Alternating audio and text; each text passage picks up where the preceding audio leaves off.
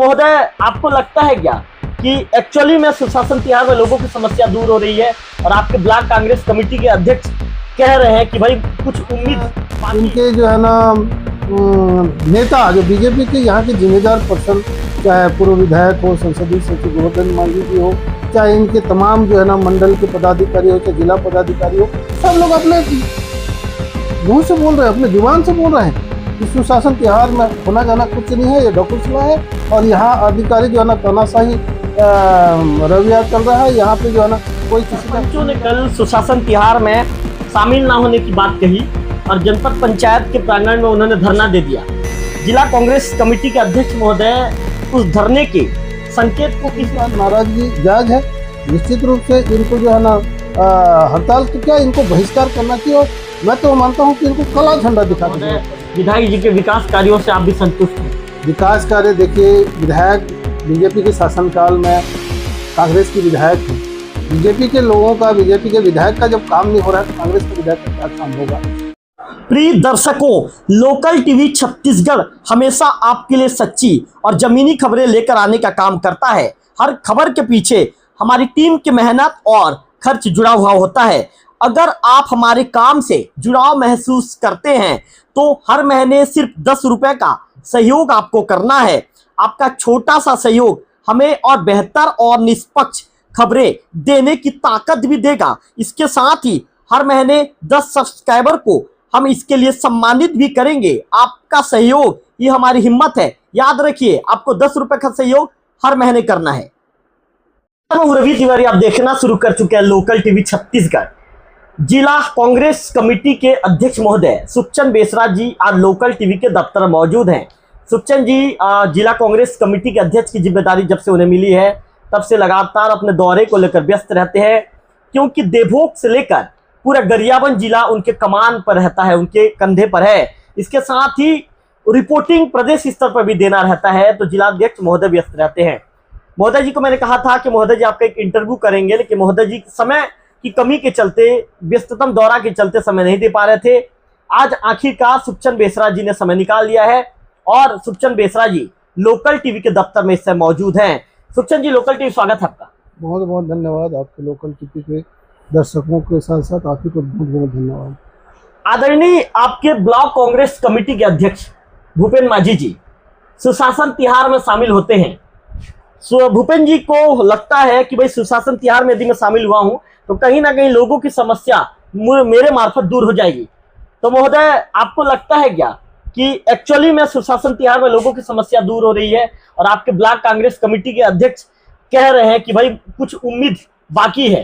हालांकि उनका ये भी कहना है कि यहाँ पर समस्याओं का कोई समाधान नहीं हो रहा है, लेकिन मैं यहाँ पर लोगों की समस्याएं लेकर आया हूँ। उसे आप किस रूप में देखते हैं?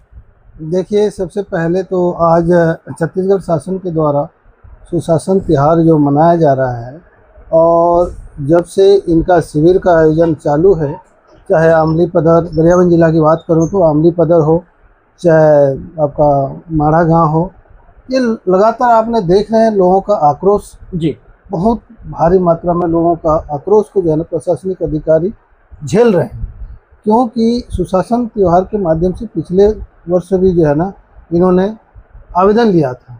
उसके आवेदन का ना निराकरण हुआ, ना मांगे का पूरा हुआ, ना कोई समस्या का समाधान हुआ, जिसके चलते इसी वर्ष जो है ना लोगों का नाराजगी काफ़ी देखने को मिल रहा है। क्योंकि सुशासन त्यौहार का ये सिस्टम को मैं समझ नहीं पा रहा हूँ। सुशासन होता क्या है जी? सुशासन त्यौहार जब मना रहे हो, आज लोगों को अनेक प्रकार की मूलभूत समस्या के साथ जो है ना जूझना पड़ रहा है। ना लोगों को रोजगार मिल रहा है, ना पंचायत क्षेत्र में अधोसंरचना, ना भवन, ना पुलिया, ना निर्माण काम जो है ना किसी प्रकार का हो रहा है। लोग पलायन, मजदूरी के लिए पलायन करने के लिए मजबूर हो चुके हैं। आज लोगों को जो है ना शुद्ध पानी नहीं मिल पा रहा है, पानी के लिए हाहाकार मचा हुआ है। तो ये किस टाइप का सुशासन त्यौहार है? सुशासन का अर्थ क्या होता है जी? ये जो है ना इनका ढोकसला नीति। महोदय, आपके नज़र में कौन सा त्यौहार है? ये इनका तो हर चीज़ त्यौहार होता है जी, चाहे चावल का त्यौहार हो, चप्पल जूता बांटने का त्यौहार हो, चाहे बिजली का त्यौहार हो, इनका हर चीज़ त्यौहार इनको नज़र में आता है, त्यौहार ही लगता है। तो इनका जो है ना कथनी और करनी में अंतर है। लोगों को ये लोग जो है ना मिसयूज करते हैं, मिसगाइड करते हैं, लोगों को गुमराह करते हैं। क्योंकि हमारे छत्तीसगढ़ की लोग जो है ना भोले भाले और सिधवा लोग होते हैं। जी। और ये बीजेपी के जो निटलवरा नीति को लोग समझ नहीं पा रहे, लेकिन समझना चालू कर दिया है, जिसके चलते तो आज विरोध हो रहा है। आज इनके जो है ना नेता जो बीजेपी के यहाँ के जिम्मेदार पर्सन, चाहे पूर्व विधायक हो, संसदीय सचिव गोवर्धन मांझी जी हो, चाहे इनके तमाम जो है ना मंडल के पदाधिकारी हो, चाहे जिला पदाधिकारी हो, सब लोग अपने मुंह से बोल रहे हैं, अपने जुबान से बोल रहे हैं कि सुशासन त्योहार में होना जाना कुछ नहीं है, ये ढकोसला है। और यहाँ अधिकारी जो है ना तानाशाही रवैया चल रहा है। यहाँ पे जो है ना कोई किसी का सुन नहीं रहा है। प्रशासन जो है ना गैर जिम्मेदाराना है। अपने पार्टी के नेता लोग बोल रहे हैं, आप तो सुन रहे हैं। मोदी जी, सरपंचों ने कल सुशासन त्योहार में शामिल ना होने की बात कही और जनपद पंचायत के प्रांगण में उन्होंने धरना दे दिया। जिला कांग्रेस कमेटी के अध्यक्ष महोदय उस धरने के संकेत को किस रूप में देखते हैं? देखिए, ये धरने के साथ साथ बहिष्कार होना चाहिए। मैं तो समझता हूँ सरपंच को जो है ना इसका विरोध करना चाहिए, खुल के विरोध करना चाहिए। क्योंकि आज 1.5 साल होने को जा रहा है पंचायत चुनाव हो करके, और सरपंच गांव का प्रथम नागरिक होता है। लोगों को चुनावी वादे करना पड़ता है, पुल पुलिया नाली हो, चाहे स्वच्छता के विषय में हो, चाहे लोगों को रोजगार मूलक कार्य दिलाने के, ये वादा करके जो है ना चुने जाते हैं। आज 1.5 साल होने को गया चुनाव, पंचायत चुनाव हो करके, आज पंचायत में लाखों रुपया का काम नहीं हो पाया। ना मिट्टी वर्क हो रहा है, ना भवन पुल पुलिया की काम हो रहा है, कुछ भी काम नहीं हो रहा, ना एक तो नाली का निर्माण। यहाँ तक के कि जो पंचायत खाता का जो फंड हुआ करता है, चाहे 15वीं बीत हो चाहे 16वीं बीत हो, वो पैसा तो क्या आना बंद हो चुका है। तो पंचायत में आज लोग जो है ना, सरपंच जनप्रतिनिधि लोग जो है ना कुछ भी काम करने में जो है ना नहीं कर पा रहे हैं, जिसके चलते इनका नाराजगी जायज़ है। निश्चित रूप से इनको जो है ना हड़ताल तो क्या, इनको बहिष्कार करना चाहिए। और मैं तो मानता हूँ कि इनको काला झंडा दिखा के विरोध करना चाहिए, सीधा काला झंडा। जिलाध्यक्ष महोदय, बिल्कुल दिखाना चाहिए। जिलाध्यक्ष महोदय, ये बताइए, बीजेपी के नेता आपके विधायक पर तंज कसते हैं।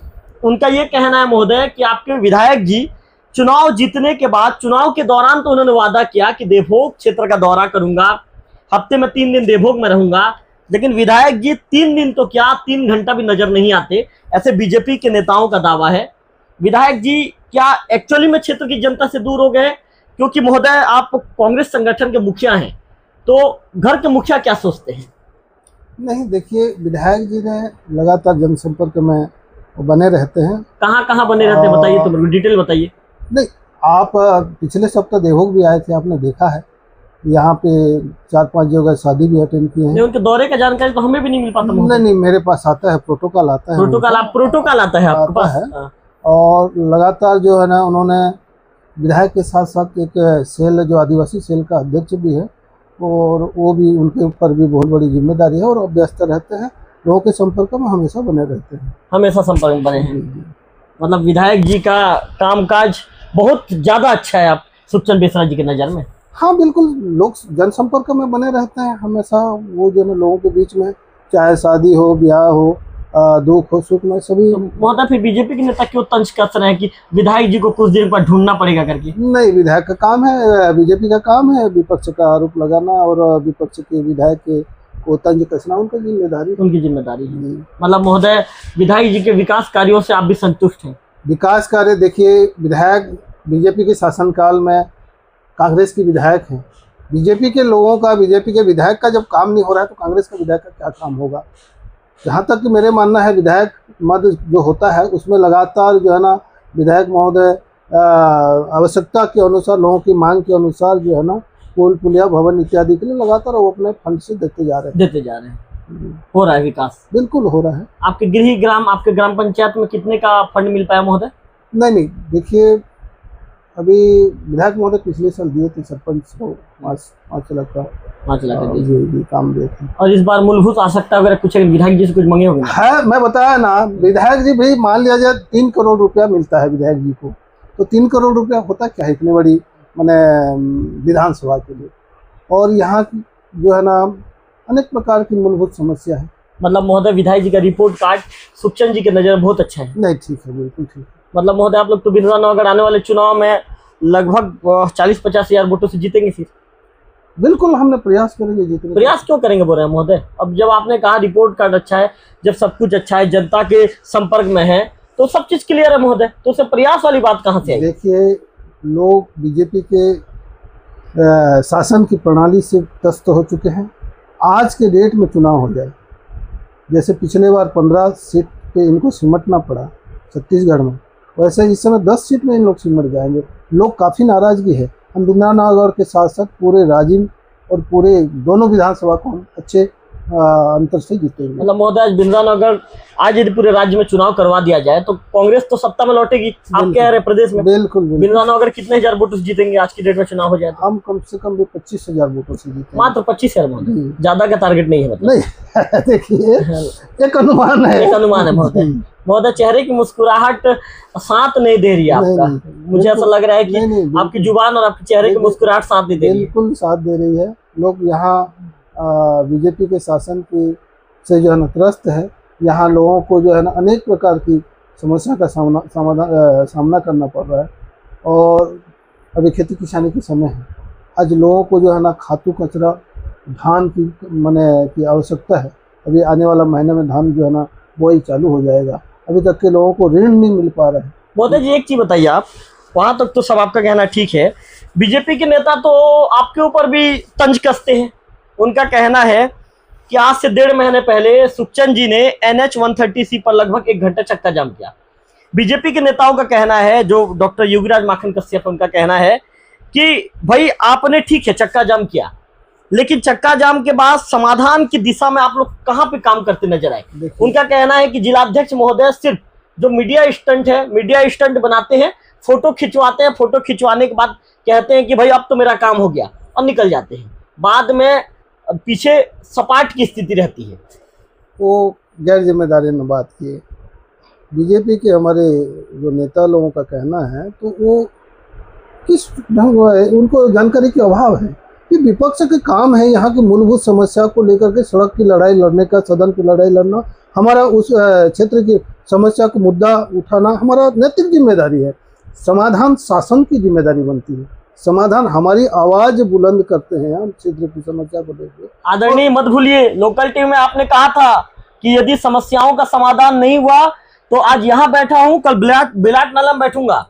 आज 1.5 महीना बीत गया महोदय, आप कहाँ बैठेंगे? आप लोग की रणनीति क्या रहेगी, समझ में ही नहीं आया महोदय। आप कब फिर कहते हैं कि विपक्ष का काम है, हम ऐसा करेंगे वैसा करेंगे, तो सिर्फ क्या सुखचंद बेसरा जी खाली मीडिया में आकर बयान देने या फोटो खिंचवाने तक आप लोग सीमित रह जाते हैं महोदय, सिमट जाते हैं क्या? नहीं, मैंने आपको कहा था उस दिन NH 30 के जब हमने चक्का जाम किया था, उस दिन आपके टीवी चैनल में मैं बोला था कि 2 महीना के अंदर यदि रिवाइज एस्टिमेट नहीं बनती है और स्वीकृति होकर के यदि कार्य चालू नहीं होता है तो हमने हड़ताल करेंगे। ये कहा हूँ मैं। आपको वादा करता हूँ कि हमने मई महीना में 2 महीना हो जाएगा जी, और इसी मई महीना अभी आखिरी तारीख में हमने बिलाट नाला पे टेंट लगाकर बैठेंगे धरने पर।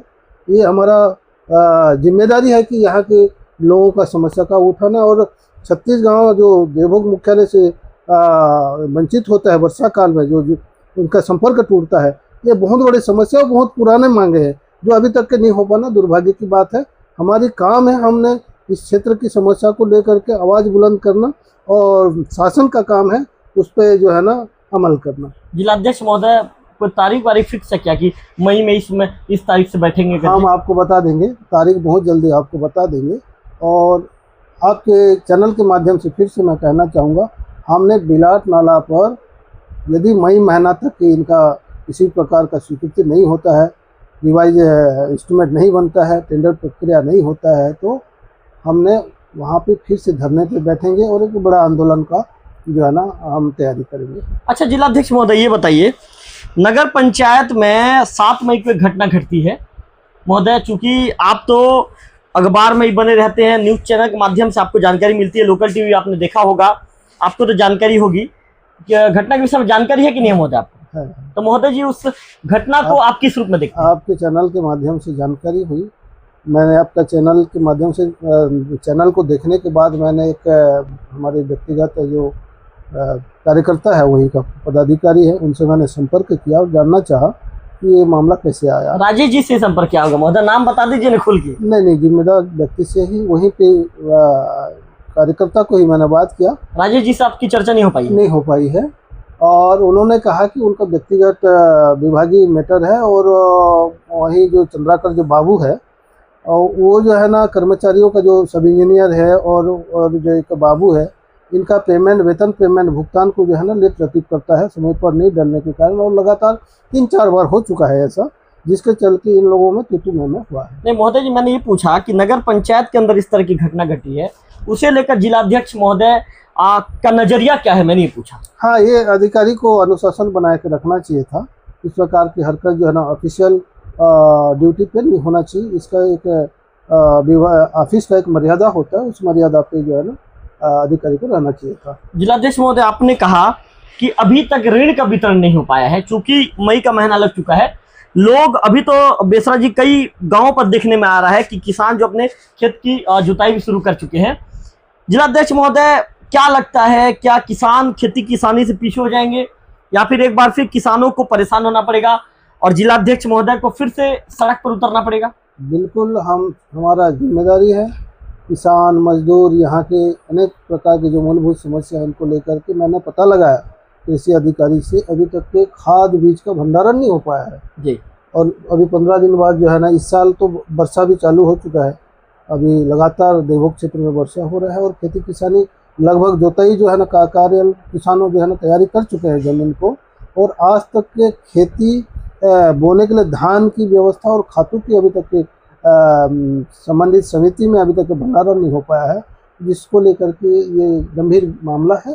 और समय पे लोगों को खाद भी नहीं मिलेगा तो निश्चित रूप से हम किसानों के साथ खड़े होंगे, और इसमें हमने अधिकारी और संबंधित विभाग का हम सवाल जवाब करेंगे और उसको घेरेंगे। बिल्कुल महोदय, कांग्रेस संगठन से अंदर खाने से खबर निकलकर सामने आई थी, हालांकि पुरानी बात है, लेकिन जिलाध्यक्ष महोदय जब आपका इंटरव्यू आज कर रहा हूं तो पूछना चाहूंगा महोदय, खबर ये है कि जितनी भी नियुक्तियां हुई, उस नियुक्तियों में जिलाध्यक्ष महोदय जो संगठन के मुखिया हैं, उनका चलने नहीं दिया गया, जबकि कुछ राजनेता जो प्रभावशाली नेता हैं उनका चला महोदय, और उन्हीं के इशारे पर नियुक्तियां हुई, जबकि सुखचंद जी जो नाम को आगे बढ़ाना चाहते थे उस नाम को आगे बढ़ने नहीं दिया गया।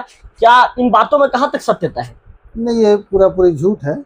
हमारे संगठन जो है ना, संगठन सृजन के माध्यम से सभी पद का विस्तार हुआ है, और विधिवत जो है ना नियमानुसार, संगठनात्मक नियमानुसार सभी जिम्मेदार पदों का जो है ना चयन हुआ है, और इस प्रकार की बात तो मेरे को जानकारी नहीं है, किसी ने कहा है तो गलत। महोदय जी, अंदर खाने से खबर थी भाई, अंदर खाने और सूत्र का नाम थोड़ी ना सुखचंद जी आपको बता दूंगा। देखिए, अंदर खाने में तो कुछ ना कुछ चर्चा होता होगा, लेकिन अंदर खाने और जो ऑथेंटिक होता है इसमें अंतर है।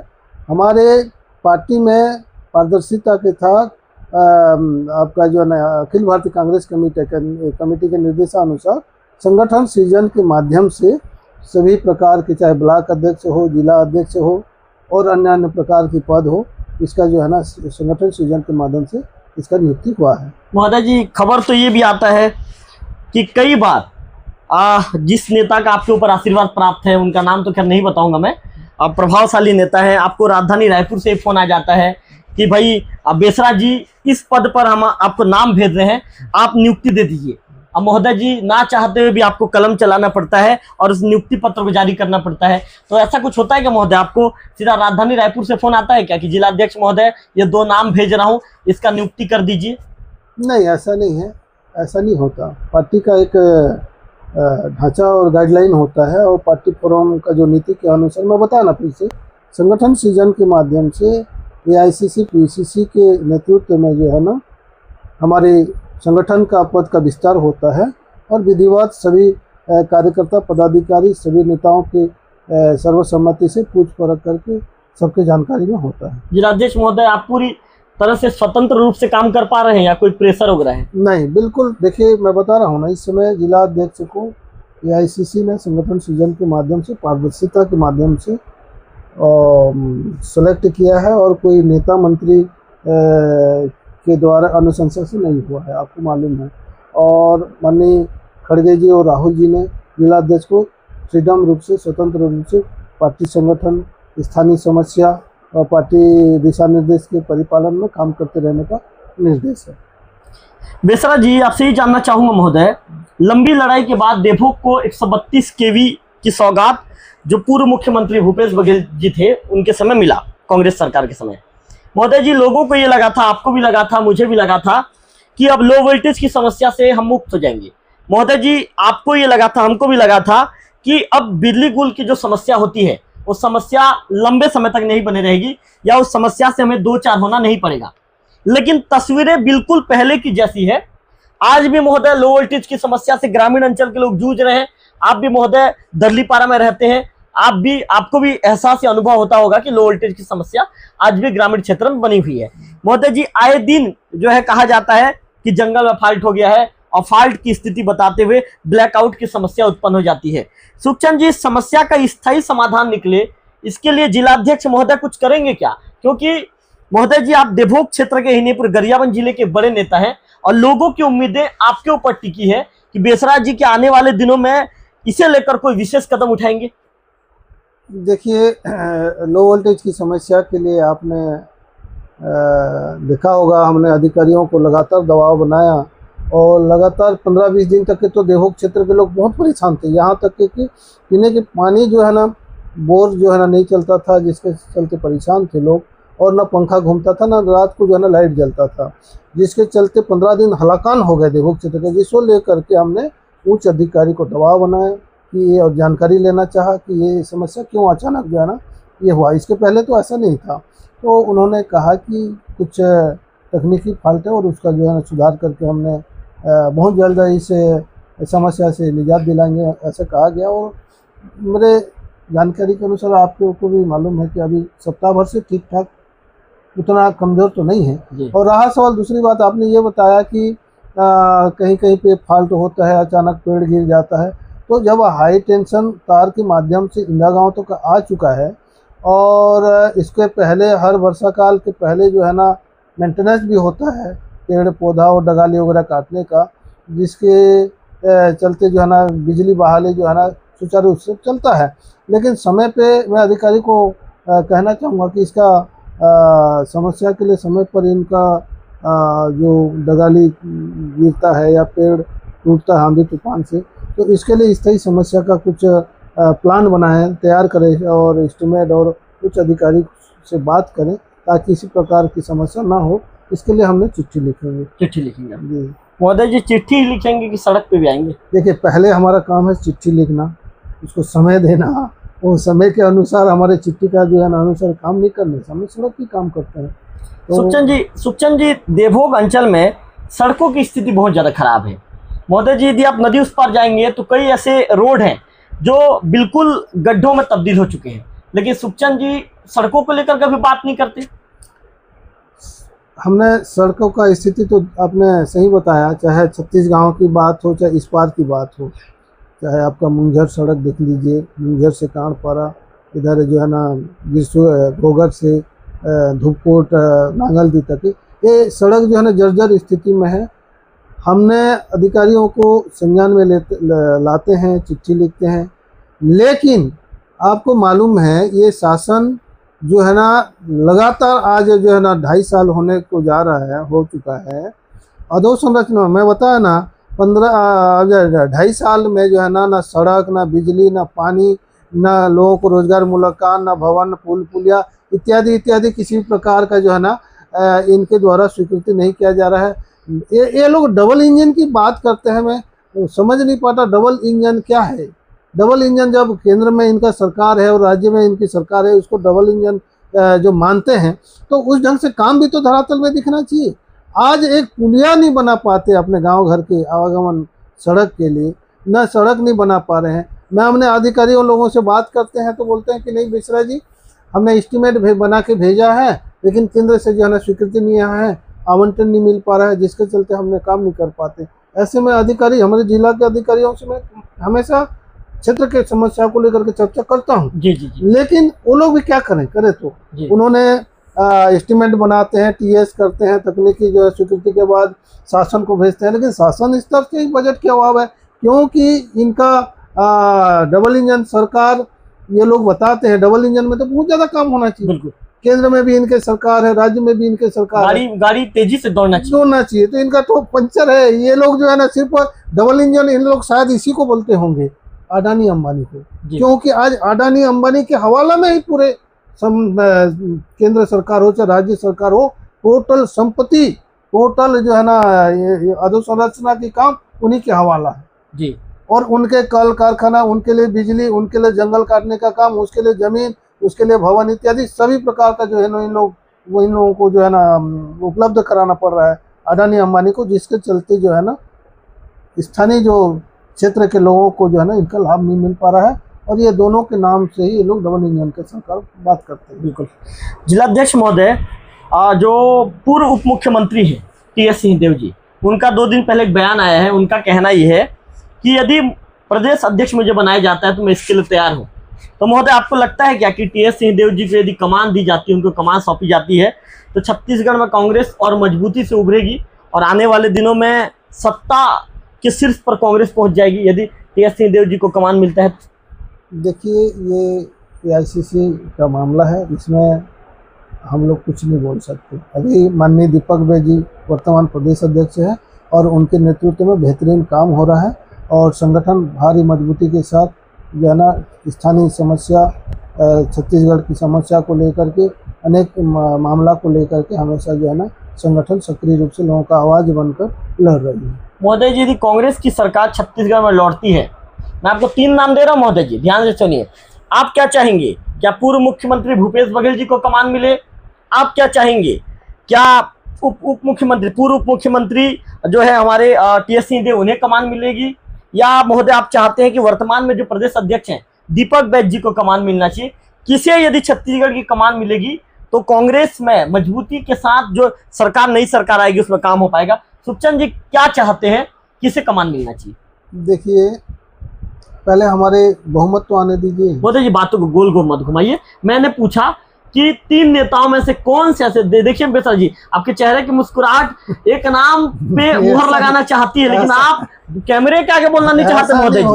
महोदय जी, आप एक नाम पे मुहर लगाना चाहते हैं तो लगा दीजिए एक नाम पे मुहर। मैंने कहा महोदय जी, छत्तीसगढ़ में कांग्रेस को बहुमत मिलता है, तो 3 नामों में से कौन से नाम पर बेसर जी चाहते हैं कि इस नाम को कमान मिलनी चाहिए छत्तीसगढ़? देखिए, सबसे पहले बहुमत आने दीजिए और आपको एक बताता हूँ सिस्टम इसका। हर पार्टी का एक नीति होता है। पार्टी की नीति छोड़िए ना महोदय, आप पार्टी की नीति छोड़िए ना, मुझे सब नीति पता है, मुझे सब नीति पता है। विधायक दल का नेता चुना जाता, मुझे पूरा प्रोसेस पता है महोदय। आप खाली ये बता दीजिए कि आपके पसंदीदा नेता तीनों में से कौन है? आप किसे सबसे ज्यादा पसंद करते हैं कि इन्हें मुख्यमंत्री की कमान मिलनी चाहिए? नहीं, वो हाईकमान उसका निर्णय लेती है। नहीं, हाईकमान तो निर्णय लेगा बेसरा जी। एक जिलाध्यक्ष महोदय क्या सोचते हैं, उनके पसंदीदा नेता कौन है, ये चाहता हूँ। नहीं, देखिए, नेता तो हमारे सभी अच्छे सम्मानीय नेतागण, क्या भूपेश जी हैं, भूपेश, क्या सिंहदेव जी हैं? भूपेश बघेल जी के कार्यकाल को लोगों ने अभी तक भूला नहीं है। भूपेश बघेल जी जब 5 साल की उनको नेतृत्व मिला, जिसमें से 2 साल कोविड काल से जो है ना बीत गया और केंद्र में बीजेपी की सरकार, राज्य सरकार के साथ भेदभाव करने के बावजूद भी लोग जो है ना आज भी भूपेश बघेल जी के नेतृत्व वाली सरकार को याद करते हैं। कर्जा माफ, बिजली बिल हाफ, मनरेगा में भरमार काम लोगों को मिलता था, लोगों को फुर्सत नहीं था काम करने। मतलब महोदय जी, मैं आपका इशारा समझ गया। आपने भूपेश जी के जो तारीफ में जिस तरह की चीजें कही है, आपके पसंदीदा नेता भूपेश जी, मैं आपके इशारे को समझ गया। नहीं, नेता हमारे राहुल गांधी जी हमारे पसंद के नेता है जी, माननीय खड़गे जी है, माननीय भूपेश बघेल जी है, माननीय दीपक बैज जी है, बहुत सारे हमारे सब नेता लोग। जिलाध्यक्ष जी, आपको ऐसे ही राजनीति का चाणक्य नहीं कहा जा सकता। आपको शब्दों के माया जाल में कोई फंसा नहीं सकता जिलाध्यक्ष। ऐसा नहीं है, जो उचित है उसी को बता रहा हूँ। उचित बातों को ही करते हैं आप। भले पर्दे के पीछे बहुत कुछ है, लेकिन पर्दे के सामने यदि बात करें तो उचित बात करना है। नहीं, बिल्कुल। देखो, नेता, सर्वमान्य नेता हमारे खड़गे जी, राहुल जी हैं पूरे देश के, और राज्य में माननीय भूपेश बघेल जी है, माननीय दीपक बैज जी है, माननीय टी.एस. पवार जी है, माननीय ताम्रध्वज साहू जी है। बहुत सारे हमारे नेता मिल के जो है ना बहुत छत्तीसगढ़ के संगठन के लिए, छत्तीसगढ़ के लोगों के हित के लिए काम कर रहे हैं। अच्छा जिलाध्यक्ष महोदय, आप तो जिला कांग्रेस कमेटी के मुखिया हैं संगठन के। महोदय जी, यदि कभी भी यहाँ पर, चूंकि सुशासन तिहार का और भी शिविर होना है, तो जिलाध्यक्ष महोदय किसी भी शिविर में जाएंगे क्या? देखिए, मैं कल माड़ा गांव की शिविर के लिए मेरे को सूचना मिली थी, जनपद से भेजा गया है। पूरे सुशांत तिहार के मैं आमंत्रित हूँ। मैं कल जाने का था, लेकिन मैं एक अनिवार्य जो है ना कार्य से जो है गरियाबंद जाना पड़ा, जिसके चलते माड़ा गांव सुशासन तिहार में नहीं पहुँच पाया। मैंने प्रयास करूँगा कि मैं मुंगेर के सुशासन तिहार में रहूँ और वहां पहुंच के आप अधिकारियों से पूछेंगे सवाल? अधिकारी को सबसे सवाल पहले पूछूंगा मैं। हाँ। मेरा सवाल ये रहेगा कि पिछले साल इस देवभोग विकास खंड के अंतर्गत कितने आवेदन मिला था, कितने लोगों का निराकरण हुआ और कितना लंबित है, और उसका लाभ लोगों को मिला कि नहीं, और मिला तो किसको किसको मिला। ये सबसे पहले मैं उस संबंधित अधिकारी को पूछूंगा। मुझे डिटेल बताइए। या फिर मैं भी बहिष्कार करूंगा, वहीं पे मौके पे बहिष्कार करूंगा, वहीं पे मैं बढ़ जाऊंगा, धरने पे बढ़ जाएंगे, विरोध में बढ़ जाऊंगा। वही मतलब सुशासन तिहार के अंदर। अधिकारी पिछले वर्ष में जो सुशासन तिहार के माध्यम से इन्होंने लोगों का, चाहे मांग की बात हो, चाहे निराकरण की बात हो, सीमांकन एक आवेदन लगाते हैं, लोगों को 3 महीना 4 महीना चक्कर काटना पड़ता है। आज भी सुशासन तिहार में आता क्या है, पेंशन का मैंने स्वीकृति के लिए कल देखे जी। एक मेरे को दुख लगा, एक भुनिया जनजाति परिवार के परिवार को ना अभी तक ना पेंशन मिल पा रहा है, ना उनको आवास मिला। इन्होंने बड़े बड़े डिंगे हाँकते हैं कि हमने इतने लोगों को मकान दिया, इतना मैंने स्वीकृति किया। जो अति पिछड़ी जनजाति, भुंजिया जनजाति परिवार के लोगों को, अधिकारी को शरणागत होना पड़ा कि उनको अभी तक ना पेंशन मिला है, ना राशन कार्ड मिला है, ना आवास मिला है। कितना दुर्भाग्य की बात है। ये किस टाइप के सुशासन बना रहे हैं। तो ये जो है ना बहुत गंभीर मामला है, और इनका सुशासन त्योहार नहीं है, ये कुशासन त्योहार मना रहे हैं, और लोगों को जो है ना इसे परेशानी करने के नियत से जो है ना कार्यक्रम किया जा रहा है। महोदय जी, अंतिम सवाल, चूंकि अभी भी महोदय 2.5 साल का समय बचा है और आपके कंधे पर राजिम और बिंद्रानगर की जिम्मेदारी है। महोदय जी, आपके लिए एक चैलेंजिंग है कि राजिम में चूंकि आप अभी पिछड़े हुए हैं, अब बिंद्रानगर में कुछ ही अंतराल वोटों से, लगभग 800 के आसपास वोटों से आपने चुनाव जीता है, तो महोदय आपको बिंद्रानगर की सीट भी बचाए रखना है और राजिम की सीट को भाजपा से छीनकर आपको अपनी झोली में डालना है।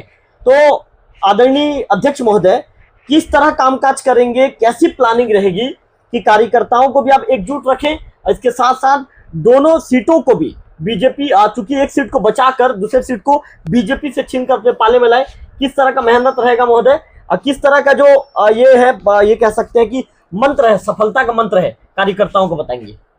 देखिए, सबसे पहले तो संगठन सृजन के माध्यम से जिला, ब्लॉक और अभी आपको मालूम होगा मंडल, सेक्टर के साथ साथ पंचायत और बूथ का गठन का काम हमने करा चुके हैं।